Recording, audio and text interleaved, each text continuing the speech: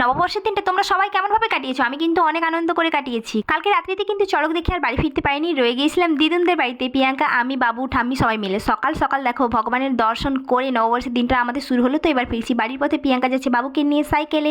বাড়ি ফিরে কিন্তু ঠাম্মির জন্য করে নিলাম একটুখানি ঘুগনি আর লুচি। তারপর একদম রান্নাবান্না জোগাড় করে নিয়েছি। তো তার জন্য তুলে নিয়েছি লাউ ফুল। পহেলা বৈশাখের দিনে নাকি শাক খেতে হয়, টক খেতে হয়, তো তার জন্য আমি নিয়ে নিয়েছি কাঁচা আম, টমেটো কেটে নিচ্ছি। আমি আজকে একটু বানাবো চাটনি, তার জন্য নিয়েছি কাজু, কিশমিশ আর কয়েকটা এলাচ। রান্নাবান্না কমপ্লিট করে আমি কিন্তু চলে এসেছি ওপরে, স্নানপত্র করে নিয়েছি। বাবুকেও কিন্তু খেতে দিয়ে দিয়েছি। চলো ঠাম্মিকে খেতে দেওয়া যাক। ঠাম্মিকে এই যে আমি খেতে দিয়ে দিয়েছি। আজকে ঠাম্মির জন্য আমি রান্না করেছি আলু ভাজা, বেগুন ভাজা, শাক ভাজা, মাছ ভাজা, লাউ ফুল দিয়ে ডাল বাটার বড়া আর বরবটি ভাজা। এদিকে করলাম বৈতাল খাড়া দিয়ে মুগের ডাল, কলার ছেঁচকি, কাঁচা আম দিয়ে মাছের টক জাল, কাজু কিশমিশ দিয়ে আম টমেটোর চাটনি আর গরম গরম পাঁপড় ভাজা। আমারও কিন্তু এদিকে খাওয়া দাওয়া কমপ্লিট হয়ে গেছে। আমার মতো তোমরাও কি তোমাদের ঠাম্মিকে অনেক অনেক অনেক ভালোবাসো? পাঁপড় ভাজা খেতে খেতে আমি কিন্তু আজকের ভিডিওটা শেষ করছি। ততক্ষণ তোমরা আমার চ্যানেলটিকে অবশ্যই কিন্তু সাবস্ক্রাইব করে নিও। টাটা।